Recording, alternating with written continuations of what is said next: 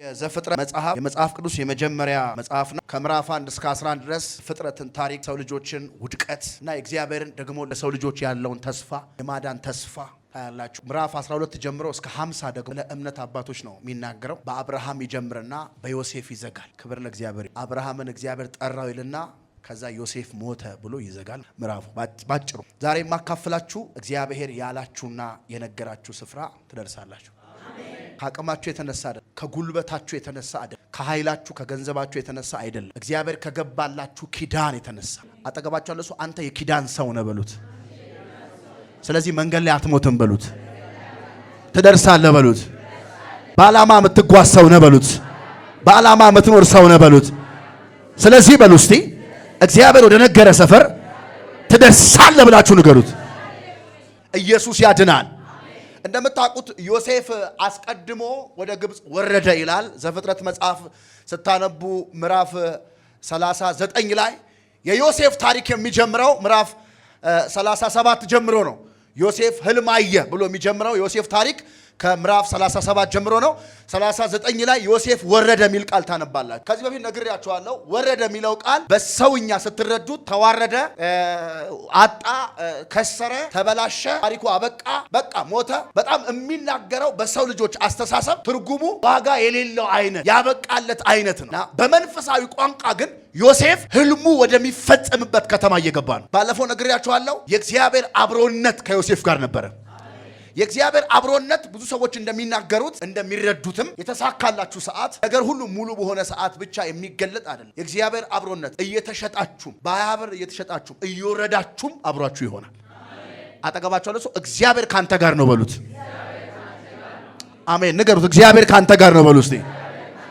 ሃሌሉያ። ዮሴፍ አስቀድሞ ወደ ግብጽ ገባ ይላል። ከዛ በኋላ እንደምታውቁት ዮሴፍ እግዚአብሔር እንደተናገረውና እንዳሳየው እንደ ህልሙ ዮሴፍ በግብጽ ላይ ገዢ ሆነ፣ ነገሰ ይለናል መጽሐፍ ቅዱስ። ዮሴፍ ከነገሰ በኋላ ዮሴፍ እንዳየው ህልም ፈርዖን እንዳየው ዮሴፍ እንደተረጎመው ህልም ማለት ነው። ዮሴፍ በግብጽ ምድር እያለ የረሃቡ ዘመን መጣ ይላል። በረሃብ ዘመን የዮሴፍ ቤተሰቦች ወደ ግብጽ ወረዱ ይላል። ወደ ግብጽ ወረዱ አባትየው ያዕቆብና የእስራኤል ዘሮች በሙሉ ማለት ነው። እና በግብጽ ኖሩ፣ ተዋለዱ፣ በዙ እና እድሜ መሄዱ የማይቀር ነገር ስለሆነ ዮሴፍ የሚሞትበት ወይም የዮሴፍ እድሜ የሚያበቃበት ሰዓት ደረሰ። ኢየሱስ ጌታ። ባጭሩ ምነግራችሁ ታሪኩ በጣም ሰፊ ነው። እድሜ ከለከለው። ዮሴፍ 110 ዓመት እንደኖረ በመልካም ሽምግልና የሚሞትበት፣ የሚሰበሰብበት፣ የሚሄድበት፣ ሩጫውን የሚጨርስበት ሰዓት ደረሰ ማለት። በዚህ ጊዜ አባትየው ያዕቆብ ከመሞቱ በፊት እንደተናገረው አይነት የመጨረሻ ንግግር ወይም መጨረሻ የዮሴፍ ቃል አሁን ያነበብኩት ክፍል ነው። ዘፍጥረት 50 ቁጥር 22 ጀምሮ ማለት ነው። ወደ ኋላ ስታነቡ 29 21 ላይ ያዕቆብ ከመሞቱ በፊት እድሜው ሸምግሎ ሊሞት አካባቢ እንደሚሞት ሲያቅ፣ እድሜው እንደገፋ ሲያቅ ልጆቹን ጠርቶ ባርኳል። ፕሮፌቲክ የሆነ ባርኮት ባርኳቸዋል። ልክ እንደዛ ዮሴፍም የመሞቻው ጊዜ ሲደርስ፣ የእድሜው መጨረሻ ሲደርስ በዘፍጥረት መጽሐፍ ምዕራፍ 50 ቁጥር 22 ላይ ወንድሞቹን ጠቅላላ ሰበሰበና እግዚአብሔር የነገራቸውን ተስፋና ኪዳን አስታወሰ። ወንድሞቼ አለ፣ እኔ ከዚህ በኋላ መቀጠል አልችልም። እንደምታውቁት አርጅቻለሁ፣ ልሞት ነው። በቃ እኔ እሞታለሁ። ከዚህ በኋላ ያለኝ እድሜ በጣም ውስኝ ነው። የመሞቻ ጊዜ ብቻ ነው ያለ። እኔ እሞታለሁ። ግን አንድ ትልቅ ነገር ልንገራችሁ። ምን ሲሉ እግዚአብሔር ጎብኘትን ይጎበኛችኋል። ሃሌሉያ። አጠገባቸው ያሉት እግዚአብሔር በሉት፣ ያዙትና መጎብኘትን ይጎበኛል በሉት። ሃሌሉያ። እግዚአብሔር መጎብኘትን ይጎበኛችኋል አለና ሲጎበኛችሁ አለ የመጀመሪያ ከዚህ ከተሰቃያችሁበት ቦታችሁ ካልሆነበት ከባርነት ምድር ከዚህ ምድር የናንተ ካልሆነበት ምድር ያወጣችኋል። ማቻካታፋ አንድ ሰው ጮሆ እወጣለሁ ይበል እስቲ። ድገሙና እወጣለሁ በሉ እስቲ። የእግዚአብሔር ጉብኝት ይመጣል ዛሬ። ስፍራ ካልሆነ ቦታ ትወጣል። አጠገባችሁ ያለው ሰው ያለ ስፍራ አትቀመጥም በሉት። ያለ ቦታ አትቀመጥም በሉት። ትንቀሳቀሳለህ በለው። ትወጣለህ በለው እስቲ። በዚህ ዓመት እንደተናገራችሁ ሰፈር የምትቀይሩ ሰዎች አላችሁ። እንደነገረ ስፍራ የምትቀይር ሰው አለ። ኢየሱስ ጌታ ነው። የጉብኝት ጊዜ አለ። አጠገባችሁ ያለው ሰው የጉብኝት ጊዜ አለው እግዚአብሔር በሉት። እግዚአብሔር የሚጎበኝ ሰዓት አለ በለው። እሱም አሁን ነው በለው እስቲ። ይጎበኛል በለው። ሲጎበኝ በለው እስቲ ትወጣለህ በለው። አሜን። እተነብያለሁ። ከሰለቻችሁ ሰፈር ትወጣላችሁ። ከሰለቸ ስራ ትወጣል። ከደበረ ሰፈር ትወጣል። እግዚአብሔር ያለ ቦታ አትቀጥልም። እግዚአብሔር ይለኛል የሆነ ሰው ዛሬ የጉብኝቱ ሰዓት ደርሷል። የሚጎበኝበት ታይም ደረሰ አለ ጌታ። አሜን አሜን አሜን። መጎብኘትን ይጎበኛችኋል። ከጎበኛችሁ በኋላ ግን እዚያ አትቀመጡ፣ ያወጣችኋል። ከየት? ከዚህ ምታላፋንያ እግዚአብሔር አስቀድሞ በዘፍጥረት መጽሐፍ ምዕራፍ 15 ቁጥር 10 ጀምሮ ስታነብ ለአብርሃም በራእይ ተገልጦ እግዚአብሔር የነገረው ትልቅ ኪዳን አለ። አብርሃም በተኛበት ቦታ እግዚአብሔር ተገለጠ። አሁን አንተ የተኛህባት ምድር ላንተና ለዘር እሰጣለሁ። አብርሃም ከነዓን ላይ ተኝቶ እያለ ከዚህ ምድር ዘርህ ይወጣል። የሱ ባልሆነው ምድር በባርነት ምድር ይኖራል። ከዛ በኋላስ 400 ዓመታት ካለፉ በኋላ በጸናች እጄ የገዟቸውን ህዝብ በገዟቸው ህዝብ ላይ በበቀል ወርጄ ሃሌሉያ ከዛ ከግብጽ ምድር አወጣቸዋለሁ። አንተ የተኛህበት ምድር ላንተና ለዘር እሰጣለሁ። እግዚአብሔር ከብዙ ዓመታት በፊት ለአብርሃም ኪዳን ገባ። ዮሴፍ ረጅም ዓመታት የቆየውን የእግዚአብሔርን ኪዳን ለወንድሞቹ ሲያስታውስታላችሁ። ይጎበኛችኋል፣ ሲጎበኛችሁ ያወጣችኋል። ካወጣችሁ በኋላ አንድ ነገር ይሆናል። ማላቫዳ ካፕራቫ ካወጣሽ በኋላ አንድ ነገር ይሆናል።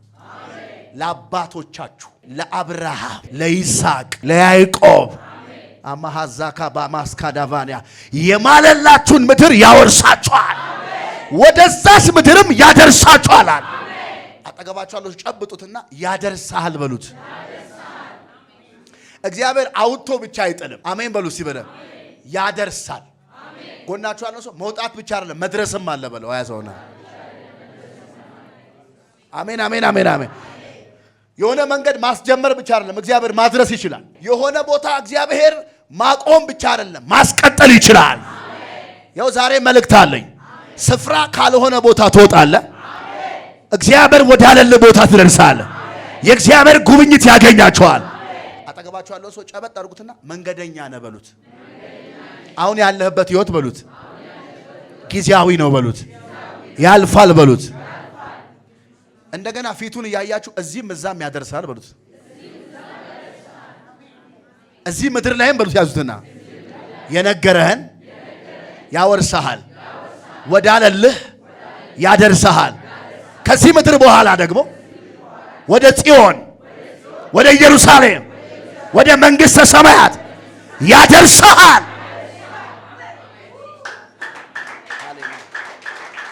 ኢየሱስ ጌታ ነው። እዚህም እዛም እንደርሳለን።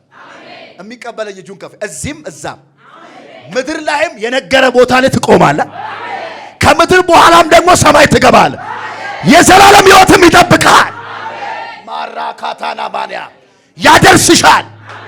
እዚህ ምድር ላይ እግዚአብሔር ያለህ ትንቢታዊ ድምፅ ማለዳ ላይ ከጌታ የሰማኸው ጋር ጠላቶች ተሰብስበው እየዘጉብህ እግዚአብሔር ሰባብሮ ያደርሳል። ትዝ ይላችኋል የእስራኤል ሕዝብ ዮሴፍ ይህንን ቃል ከተናገራቸው በኋላ አንድ ምዕራፍ ገልበጥ ስታረጉ ዘጸአት ነው። ዘጸአት አስጨናቂ የመጽሐፉ ትርጉም መውጣት ቢሆንም ነገር ግን እስኪወጡ ዮሴፍን የማያውቅ ንጉሥ ተነሳ ይላል አይደል? ፈርዖን የሚባል ህዝቡን አስጨነቀ ይላል። ኢየሱስ ጌታ ነው። እና ከብዙ ጭንቅና መከራ በኋላ እግዚአብሔር እጅ መገለጥ ጀመረ። እንዴት እንዳደረሳቸው መጽሐፍ ቅዱሳችሁን ከፍታችሁ አንብቡ። ባህር እየከፈለ አሜን። የመጀመሪያ በ10 መቅሰፍት ጠላቶቻቸውን ደብድቦ ፈርዖን በቀላሉ አለቀቀም። ትዝ ይላችኋል። ኢየሱስ ጌታ ነው።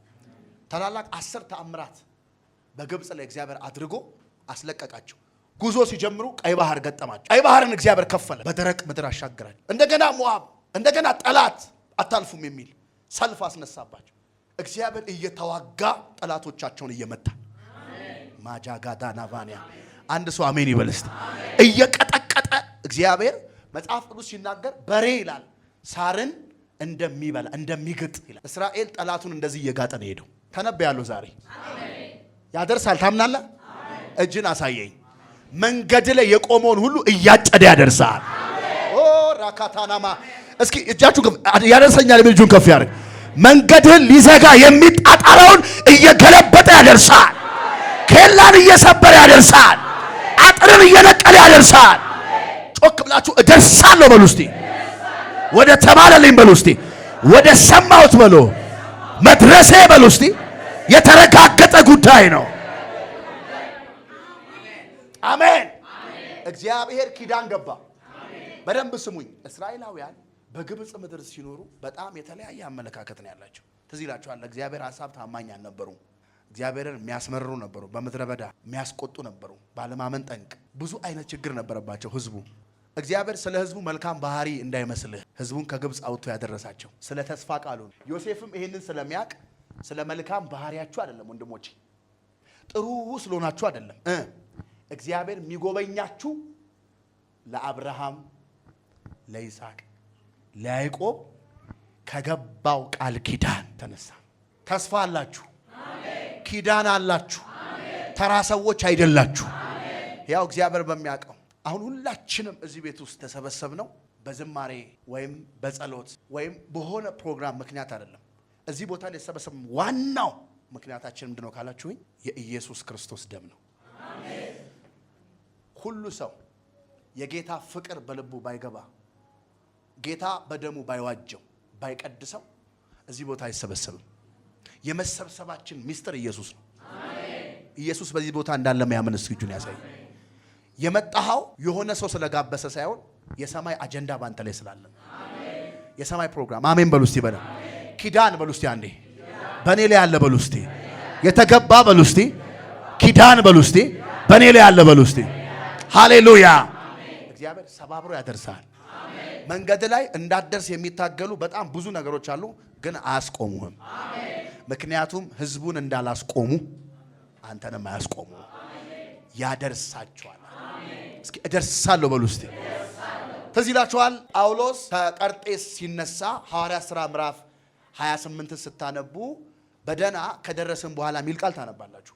ደሴቲቱ መላጥያ እንድትባል አወቅን ይላል እና ደሴቲቱ መላጥያ እንድትባል አወቅን ማለት ከመድረሳቸው በፊት የደሴቲቱ መልክ ራሱ አይታወቅም ነበር። ምክንያቱም ማዕበሉና ንፋሱ እጅግ በጣም ከባድ ስለሆነ አካባቢውን ጭምር መለየት አይችሉም ነበር። የ14 ቀኑ አድካሚ ጉዞ እጅግ ከባድ ነው። አንደኛ ምግብ አልበሉም፣ ሁለተኛ ንፋሱ እጅግ ከባድ ነው። ከመርከቡ ካፒቴን በላይ የሆነ ነው ማዕበሉ አውራቂት እንደምታውቁት እና ለቀን ተነደን ሁሉ ሚል ቃል አለ። በራሳቸው አቅም መንቀሳቀስ አቅቷቸው መሪ ለቀው የተነዱበት ነው። በጣም አስቸጋሪ። ማንም ሰው በሰላም እንደርሳለን የሚል ተስፋ አልነበረውም ይላል መጽሐፋችሁ ስታነቡ። ሁሉም እንሞታለን የሚል ነው፣ እንጠፋለን የሚል ነው፣ እዚሁ ባህር ላይ ህይወታችን ያበቃል የሚል ነው የሁሉም ተስፋ። ግን አንድ የማይጠፋ ሰው አለ፣ እንደማይጠፋም የሚያምን ሰው አለ። አሜን። ማቻካታላባ ቀበጥ አድርጉትና ጎናችሁ ያለውን ሰው እንደማትጠፋ እርግጠኛ ሁን በሉት። ምክንያቱም በሉት ዳግመኛ የተወለድከው ከሚጠፋ ዘር አይደለም፣ ከማይጠፋ ዘር ነው በለው። አንድ ሰው አሜን ይበለኝ። ምንም አይነት ማዕበል መንገድ ላይ እንደማያጠፋችሁ እርግጠኛ ሁኑ። የነገራችሁ ቦታ የነገራችሁ አምላክ እግዚአብሔር ያደርሳችኋል። እሱ ለቃሉ ታማኝ ነው። እስኪ ጩና ታማኝ ነው በሉ እስቲ። በጣም አስገራሚ ነገር ልንገራችሁ። ከ14 ቀን ከጭንቅ ጉዞ በኋላ ሐዋርያት ሥራ ምዕራፍ 27 ላይ ለጳውሎስ የጌታ መልአክ በሌሊት ተገለጠ ይላል። ጳውሎስ አለው አቤት ሲል በቄሳር ፊት ልትቆም ይገባል፣ አትፍራ አለው። እግዚአብሔር መርከብ ውስጥ ያሉ ሰዎችን በሙሉ አሳልፎ ሰጥቷል አለው። ኢየሱስ ጌታ ነው። ሃሌሉያ። ቀጥሎ እንደዚህ አለው ከመርከቡ በስተቀር በመርከብ ውስጥ ካሉ ሰዎች ሕይወት የአንድም ሰው ነፍስ አይጠፋም፣ ሁሉም በደህና ይደርሳሉ። ማቻካታ ላቫኒያማ አዎ እንደምታውቀው ጳውሎስ ማዕበሉ ከባድ ነው፣ አውራቂሱ ከባድ ነው፣ ንፋሱ ከባድ ነው፣ የምታየው ነገር በጣም ተስፋ የሚያስቆርጥ ነው። አዎ ኦኬ። ነገር ግን አንድ ነገር ልበልህ፣ እኔ ካንተ ጋር ነኝ። አሜን። ከንፋሱ በላይ የሆነ ቃል በጳውሎስ ጆሮ በሌሊት ተመዘዘ። እኔ በጣም የገረመኝ የእግዚአብሔር መልአክ ድምጽ ከማዕበሉ ድምጽ በላይ መሆኑ። ማዕበሉን አልፎ ነው የጌታ ድምጽ ወደ ጳውሎስ የመጣው። ጳውሎስም ማዕበሉን ዞር አድርጎ የእግዚአብሔርን ድምጽ ሰማ። ሃሌሉያ። ፕራካታቫኒካባ ጳውሎስ ቀና አለ፣ በማለዳ ሰበሰባቸው እዛው መርከብ ውስጥ። ስሙኝ አለ ገና ከቀርጤስ ሳትነሱ እኔ ነገርኳችሁን ቃል ሰምታችሁ ቢሆን ኖሮ ለዚህ ሁሉ ችግርና ጥፋት አትሆኑም ነበረ። ስላልሰማችሁኝ ይሄ ሁሉ ማዕበል በሕይወታችሁ መጥቷል። አሁንም ስሙኝ፣ የሱ የምሆንና የማገለግለው አንድ ሰው አሜን ይበለኝ። የጌታ መልአክ ተገለጠልኝ። ምን አለ ጳውሎስ? ከመርከብ በስተቀር የአንድም ሰው ነፍስ አይጠፋም ብሎኛል እና ሁሉም በደህና ይደርሳሉ ብሎኛል።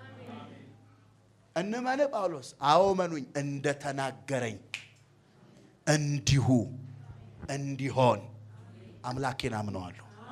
ምን እንዳለኝ እንደተናገረኝ። ጎናችሁ ያለው ሰው እንደተናገረ በሉት፣ እንዲሁ በሉት፣ እንደሚሆን እንደሚያደርግ እንደሚያደርስ አምናለሁ በሉ እስቲ። አምላኬን አምነዋለሁ በሉ እስቲ። አልጠራጠረውም በሉ እስቲ። እርግጠኛ ነኝ በሉ እስቲ። አሜን አሜን አሜን። ከማዕበሉ በላይ ነው የእግዚአብሔር ቃል። አስቀድማችሁ የሰማችሁት ድምፅ አሁን ከሚያስጨንቃችሁ ንፋስ ይበልጣል። ይኸውላችሁ ጉዞ ጀምራችሁ ኃይለኛ ማዕበል ውስጥ ያላችሁ ሰዎች እግዚአብሔር አምላክ ምስክሬ ነው የምላችሁ። ዛሬ አምኖ ተቀበለ አንድ ሰው ነገ ጠዋት በሩ ይከፈታል። ጠዋት ከእንቅልፍ ብድግ ስትል በር ጋር ትገናኛል። የተከፈተ በር ይጠብቅሻል። የሚያደርስ በር ጠገብ ያለው ጨብጠውና ከዚህ በኋላ በለው እስቲ። ፌል የሚያደርግ በር በለው፣ ለቅሶ ያለበት በር በለው፣ ሐዘን ያለበት በር አይገናኝህም በለው። የሚያደርስ በር በለው፣ ይከፈታል በለው። ሃሌሉያ ሃሌሉያ። እስኪ ደርሳለሁ በሉ። ጩሁና ጩሁ እንደገና እስቲ ድገሙ እንደገና። ጠላቴ ሆይ በሉ እስቲ ስማ በሉ እስቲ። የጀመርኩት ልቆም አይደለም፣ የጀመርኩት ልጠፋ አይደለም፣ የጀመርኩት ፌል ላረግ አይደለም፣ ልደርስ ነው በል እስቲ። ሃሌሉያ። ኢየሱስ ክርስቶስ ጌታ ነው። ከዚህ ቃል በኋላ ህዝቡ ተጽናኑ ይላል፣ በሉ ጠጡ ይላል። መጽሐፋችሁን አንብቡ። ክብር ለእግዚአብሔር ይሁን። ከዛስ ወደ መጨረሻው ቁጥር ወደ ቁጥር 45 አካባቢ ስታነበው ሐዋርያት ሥራ ምዕራፍ 28 ሁሉም ይልና በደህና ወደ ምድር ምን አሉ ደረሱ ይላል። ጎን ያለውን ጨበጥ አድርገውና ሁሉም በለው እስቲ በደህና ወደ ምድር ደረሱ በለው። አንተንም በለው ያዘውና ያደርሰሃል። መንገድ ላይ አይጥልህም በለው። መንገድ ላይ አይተውህም በለው። የሰማ አለ ከሰማይ ድምፅ ያለው አለ ኪዳን ያለው መሐላ ኮፕራቫኒያ ዛሬ ተነበያለሁ። ኬሌ ፕሬቬኒያካ በመሃል ሰብሮ የመጣ ድምፅ አያስቆምህም። እግዚአብሔር ምስክሬ ዛሬ ድምፅን በድምፅ እንገለብጣለን። አትደርስም የሚለውን ዛሬ ትደርሳለህ በሚል ገለብጠዋል። ትልልቅ ራዕይ ያላችሁ ሰዎች ትደርሳላችሁ። ሰማይ የነገረ ጋር ትሄዳለህ። ኢየሱስ ክርስቶስ ጌታ። የጌታ መንፈስ በኃይል አለ። አሜን አሜን አሜን። ዛሬ የሚደርሱ ሰዎች የመጣችሁ ሰዎች ሁላችሁም ዛሬ የምትደርሱ ናችሁ። አልገባችሁ ማለት ነው። እዚህ ቤት የረገጣችሁ ሰዎች ሁላችሁም ዛሬ የምትደርሱ ናችሁ። መንገድ ላይ የሚቀር አላየውም፣ የሚጠፋ አላየውም፣ የሚበላ አላየውም፣ ንፋስ የሚበላው አላየውም፣ ማዕበል የሚውጠው ሰው አላየውም። የሚደርስ ሰው አይቻለሁ። እኔ ነኝ የሚል አሜን ይበላይ። ካላ ፓርዳ ካታናባ አሜን። ስለዚህ እግዚአብሔር መጎብኘትን ይጎበኛችኋል፣ ከዚሽ ምድር ያወጣችኋል። ለአባቶቻችሁ ለአብርሃም፣ ለይስሐቅ፣ ለያዕቆብ ወደ ማለላቸው ምድር ያደርሳችኋል። ጎናችሁ ያለውን ሰው እግዚአብሔር ሲጎበኝ በሉት። ሁለት ትልልቅ ነገር ይሆናል። ሰሞኑን በለው እስቲ አስጨናቂ ከሆነ ከደበረ ካስጠላ ከሰለቸ ስራ ከሰለቸ ሁኔታ ያወጣል በሉት። መውጣት የሚታየው ጮኸ አሜን ይበል። ፕራካታና ቫኒ ካሃባ አሜን። እዛው አትሞትም። ንገረው እዛው አትሞትም በለው። ያዘው። ጌታ ምስክሬ ነው። ወረኞች እንደፈለጉ እንዳወሩባት አትሞትም። ጌታ ለያንተ ጌታ እንደተባልክ አትሞትም። እንደ ሐና ቀንድ ከፍ ይላል። በተዋረድክበት ቀና ብለህ ትወጣለህ። ቻና ማርካታና ጎን ያለውን ጨብጠውና ቀና ትላለህ በለው። ያዘው። እግዚአብሔር ቀና ያደርግሃል በለው። ሄላ ቫርካታን ያማስ አሜን። አንድ ሰው ጮሆ አሜን ይበለኝ። ትወጣለህ። ስትወጣ ደግሞ ከስራ አይደለም። አሜን አትልም? በብዙ ክብር ትወጣለህ። በብዙ ሞገስ ትወጣለህ። በብዙ ብልጽግና ትወጣለህ። ከዛስ ማቻካ ፕራባ አዲስ መንገድ ያስጀምርሃል። ኦሎቮሽ ኬፓሳካ ዛሬ ሐሙስ ነው፣ ነገ ዓርብ ጠዋት የሆነ ሰው ላይ ተነብያለሁ። አዲስ መንገድ የሚጀምር ሰው አለ። አዲስ የሥራ መንገድ፣ አዲስ የህይወት መንገድ እግዚአብሔር ያስጀምርሻል። እግዚአብሔር ሲጎበኝ በአሮጌ ምዕራፍ አትቀጥልም። አዲስ ምዕራፍ ውስጥ ገባል። ኤላቫኒያ የእግዚአብሔር ጉብኝት ትዝ ይላችኋል። ኤርሚያስ መጽሐፍ ምዕራፍ 29ን ስታነቡ ቁጥር 11 ጀምሮ ለኤርሚያስ እግዚአብሔር ተናገረው። ኤርሚያስ ለህዝቡ እንዲህ ብሎ ተናገረ። ለናንተ አለ እግዚአብሔር እንዲህ ይላችኋል አለ ለናንተ ማስባትን ሐሳብ እኔ ያውቃለሁ አለ። ፍጻሜና ተስፋ እሰጣችሁ ዘንድ እሱም የሰላም ሐሳብ እንጂ ክፉ ነገር አይደለም። አሜን አሜን። እናንተም ትወጣላችሁ። አሜን። እስኪ አንድ ሰው አሜን ይበል እስቲ። እዛ ክፍል ስታነቡ እግዚአብሔር ይጎበኛችኋል። እግዚአብሔር ሲጎበኛችሁ ከባርነት ምድር የግብጽ ምድር ህይወትና የባቢሎን ምድር ህይወት ተመሳሳይ ነው። እስራኤላውያን በግብጽ ምድር ያሳለፉት የመከራ ምዕራፍና በባቢሎን ምድር ያሳለፉት የመከራ ምዕራፍ ይመሳሰላል። ግብጽ ላይም እግዚአብሔር አምላክ የለም፣ ጣዖት ነው። ባቢሎን ላይም እግዚአብሔር የለም፣ ቤል ነው ያለው። 70 ዓመት ከተፈጸመ በኋላ የእግዚአብሔር ጉብኝት ወደ ህዝቡ መጣ። የእግዚአብሔር ጉብኝት ሲመጣ የመጀመሪያ የሆነው መውጣት ነው። እስኪ መውጣት በሉ። እግዚአብሔር ቤልን አዋረደ። ቤል የሚባል ጣዖት አለ፣ ህዝቡ ለረጅም ጊዜ አንቆ እያሰገደ ያለ። እግዚአብሔር እሱን መታ። ቤል ተዋረደ የሚል ቃል አንባችኋል ኢሳይያስ ላይ። ኢየሱስ ጌታ ነው። እግዚአብሔር ቤል የሚባለውን ጣዖት በባቢሎን አዋርዶ ህዝቡን ከባቢሎን ምድር ይዞ ወጣ። መጀመሪያ መውጣት ነው የሆነው። እስኪ መውጣት በሉ እስቲ። ራፋኒያ ታካባ ከሰለቻችሁ ህይወት በኢየሱስ ስም ትወጣላችሁ። በእውነት በጣም ቅር እያላችሁ አትቀጥሉ። ጌታ ሆይ አንተን ይዤ እያልክ አትቀጥልም። ነግረኸኝ አውርተኸኝ እያልክ አትቀጥልም። ነገር ሊገለበጥ ነው። 3 ሰው ካለ አሜን ይበለኝ። እያወራሁልን ዛሬ ማታ የሚጀምር ነገር አለ። ዛሬ ሌሊት የሚጀምር ነገር አለ። አንተን ይዤ አባ የምትሉበት የምትማረሩበት የምታግሮመሩበት ጉዳይ በኢየሱስ ስም ዛሬ ይቀየራል። በኢየሱስ ስም ዛሬ ይቀየራል። በእውነት ፕራካታና ቫናካስ አሜን አሜን። ከዛስ በጣም አስገራሚው ሁለተኛው ጉብኝት እግዚአብሔር ሲጎበኛችሁ ሁለተኛው በህይወታችሁ የሚሆነው የሆነ ቀን ከእግዚአብሔር ሰምታችሁ ከችግሩ የተነሳ በህይወታችሁ ከሚሆነው ማዕበልና ወጀብ የተነሳ የረሳችሁት ዘግታችሁ ያስቀመጣችሁት ከዚህ በኋላ ብላችሁ ከስር ያስቀመጣችሁት ፋይል ይወጣል። አሜን። ሳታውቁት ጌታ ያላችሁ ቦታ ደርሳችሁ ታያላችሁ። አሜን። ያደርሰኛል በሉ እስቲ። ወደ ማዶ በሉ እስቲ። ወደ ተነገረኝ በሉ እስቲ። እደርሳለሁ በሉ። እጃችሁን ከፍ አድርጉና ከነገረኝ በሉ እስቲ አንድም አይቀርም በሉ።